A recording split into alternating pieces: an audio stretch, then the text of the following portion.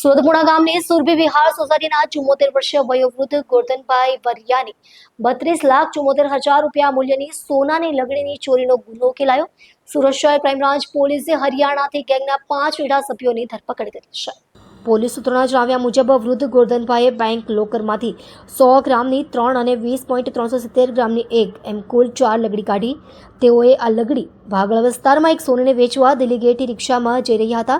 રિક્ષામાં 3 મહિલાઓ પણ સવારી કરી હતી. આ મહિલાઓએ સહપ્રવાસી તરીકે ભેદી યુક્તિથી વૃદ્ધની બેગમાંથી લગડી ચોરી લીધી હતી. આ અંગે મૈદરપુરા પોલીસે ચોરીની ફરિયાદ નોંધી હતી. ક્રાઇમ બ્રાન્ચની તપાસમાં ખુલાસો થયો કે આ કારસ્તાન હરિયાણાની ગેંગનું છે. પોલીસે શરીફ અહમદ, રમઝાન ફકીર, સંજય રામપાલ ચમાર, પવન કદમ ચમાર, પુષ્પા રામપાલ ચમાર અને રેખા પવન ચમારની ધરપકડ કરી છે.